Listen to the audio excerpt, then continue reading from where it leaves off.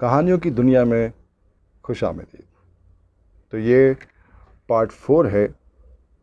C S faster کی story دا hostage کا۔ General محاذ جنگ پہ پہنچ چکے تھے۔ محاصرے کو 17 دن ہو چکے تھے۔ محاصرہ وہ جو اتحادی افواج نے ان کی اس ایریا کا، اس علاقے کا کیا ہوا تھا جس میں وہ فورٹریس تھی، مونٹیورل کے محاذ پہ۔ اور آج کے دن یعنی کہ 17 دن گزر چکے تھے، اور اس میں اتحادی افواج کی طرف سے تیسرا حملہ تھا۔ بارش ہو رہی تھی ہر طرف، اور آج کا جو حملہ تھا وہ بہت شدید تھا، اور اس دوران دشمن نے جو فورٹریس کے باہر یا اس علاقے کی جو دفاع کی لائن تھی وہ کاٹ لی تھی، یعنی کہ وہ تقریباً وہ آہستہ آہستہ فورٹریس کی طرف بڑھ رہا تھا۔ اس دوران اگر دشمن فورٹریس پہ قبضہ نہیں کر پا رہا تھا، اس کی وجہ صرف اور صرف ایک تھی کہ اس کے راستے میں کھڑے تھے جنرل فریڈرک وان ڈیکسٹر۔ یہ انہی کی ہمت تھی، انہی کی قائدانہ صلاحیتیں تھیں کہ جس کی وجہ سے فورٹریس ابھی تک فال نہیں ہوا تھا۔ ایک ان کے آہنی عزم کی وجہ سے ابھی تک ان کی فورٹریس میں،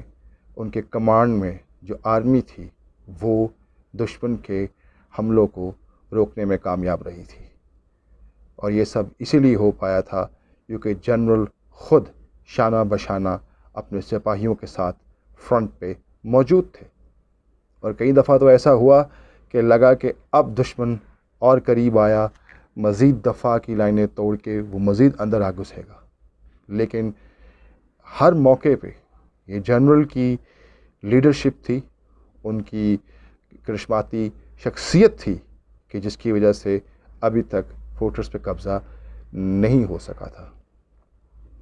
جنرل نے اپنی انفینٹری کو جو کہ ادھر ادھر بکھری ہوئی تھی اسے اکٹھا کر کے اپنے لاسٹ ریزرو کو ان کے ساتھ ملا کے بھرپور طریقے سے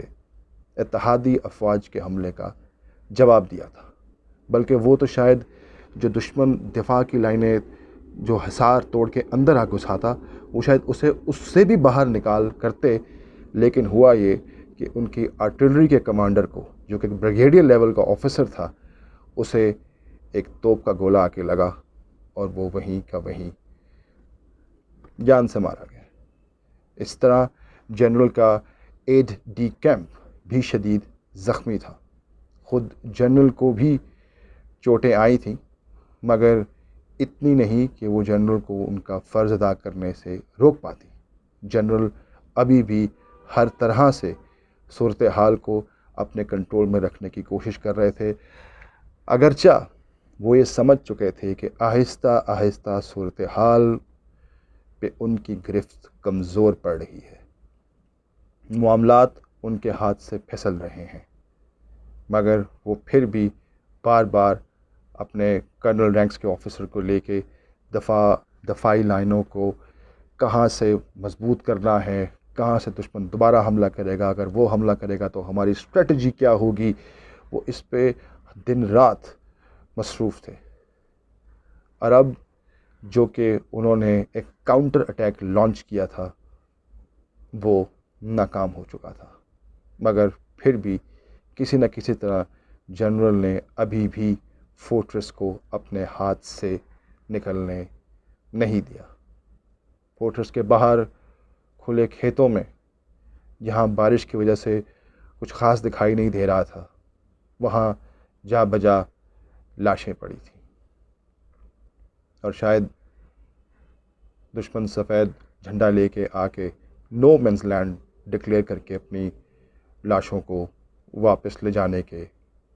موقع کی تلاش میں تھا، مگر ابھی تک دشمن کی طرف سے یعنی کہ اتحادی افواج کی طرف سے کوئی ایسی موو نہیں کی گئی تھی۔ ایسے میں اچانک لاؤڈ سپیکر سے جو اتحادی افواج کی طرف سے استعمال کیا جا رہا تھا وہاں سے ایک اعلان ہوتا ہے جو کہ فورٹریس میں صاف سنائی دے سکتا تھا، اور وہ کہہ رہے تھے کہ ہم موقع دیتے ہیں جرمن فورسز کو جو اس فورٹریس کو ڈیفینڈ کر رہی ہیں کہ وہ سرنڈر کر دیں، آپ گھیرے میں ہیں ہر طرف سے، یہ آپ کے لیے بہتر ہوگا۔ جنرل نے یہ اعلان سنا، انہوں نے اپنے ڈویژن کمانڈر کو بلایا اور کہا کہ میں ہیڈ کوارٹر جا رہا ہوں۔ انہیں تمام معاملات پہ انہوں نے اپنے ڈویژن کمانڈر کو بریف کیا کہ اگر ایسے ہو ایسے کر لینا، یہ دیکھ لینا، وہاں پہ سپاہی دیکھو پوری تعداد میں ہیں، وہاں پہ توپیں صحیح طرح لگی ہوئی ہیں، اور یہ کہہ کے وہ کیچڑ میں سے چلتے ہوئے اپنی جیپ کی طرف روانہ ہو گئے۔ ڈویژن کمانڈر انہیں رشک سے دیکھ رہا تھا، مگر رشک کے ساتھ ساتھ کہیں اسے اس بوڑھے جنرل پہ رحم بھی آ رہا تھا۔ اسے پتا تھا کہ یہ جنگ ہاری جا چکی ہے، زیادہ دیر تک اتحادی افواج کا مقابلہ ممکن نہیں، مگر ایک فریڈرک وان ڈیکسٹر تھا جو کہ ہار ماننے کو تیار نہیں تھا۔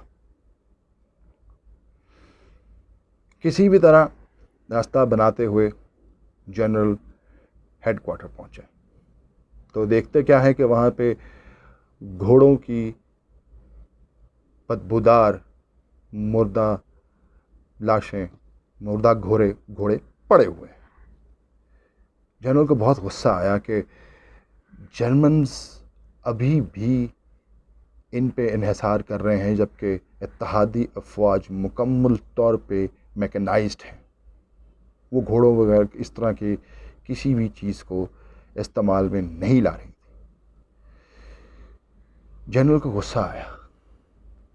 ایک تو انہیں اس چیز سے یہ چیز بھی تنگ کر رہی تھی، پریشان کر رہی تھی کہ دشمن تعداد میں ان سے 4 گنا زیادہ تھا، اور اس کے پاس جو اسلحے کی سپلائی تھی، جو خوراک تھی،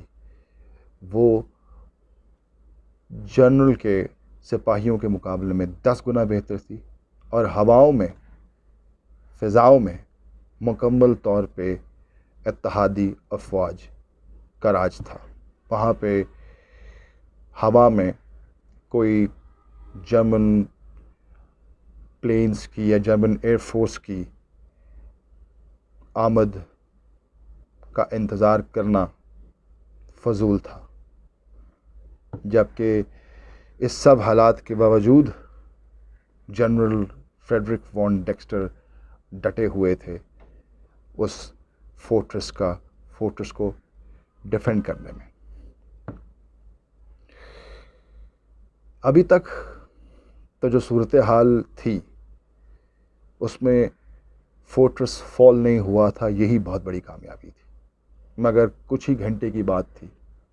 دشمن کا اگلا حملہ متوقع تھا، اور آبویسلی اب کی مرتبہ اس نے زیادہ بہتر ہتھیاروں سے، تازہ دم سپاہیوں کے ساتھ حملہ کرنا تھا، جبکہ فورٹریس میں سپاہیوں کی تعداد کم ہوتی چلی جا رہی تھی کیونکہ گولہ باری ہو رہی تھی۔ ہواؤں میں پہلے ہی اتحادی افواج کے جہاز تھے، اور ایسے میں سپاہیوں کی تعداد ڈویژن کے لیول سے کم ہوتے ہوتے کمپنی کے لیول پہ آ پہنچی تھی۔ حال تو یہ تھا کہ فرنٹ پہ انجینئر بھی تھے، فرنٹ پہ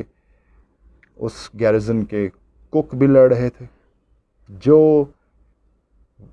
صحت مند انسان اس فورٹریس میں موجود تھا، جنرل نے اسے فرنٹ پہ بھیج دیا تھا، فرنٹ پہ لگا دیا تھا بندوق تھما کے۔ تو اس صورتحال کا سامنا کر رہے تھے جنرل فریڈرک وان ڈیکسٹر۔ اب یہاں سے آگے کیا ہوتا ہے، کیا نئے نئے موڑ لیتی ہے یہ کہانی، یہ میں آپ کو بتاؤں گا نیکسٹ پارٹ میں۔ اپنا خیال رکھیے گا۔